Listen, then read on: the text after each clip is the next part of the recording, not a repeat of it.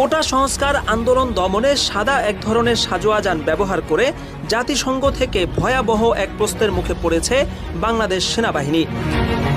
Armoured personal career বা সংক্ষেপে APC নামে পরিচিত এসব সাজোয়াজান সাধারণত বড় ধরনের যুদ্ধ এবং ভয়াবহ সামরিক আক্রমণের মধ্যে ব্যবহৃত হয়।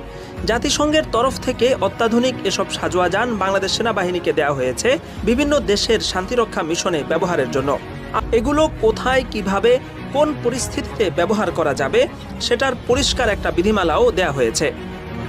কিন্তু সম্প্রতি কোটা আন্দোলনকে কেন্দ্র করে বিক্ষোভ দমনে কারফিউ জারির পর সেনাবাহিনীকে এসব গাড়ি নিয়েই সড়কে টহল দিতে দেখা যায়।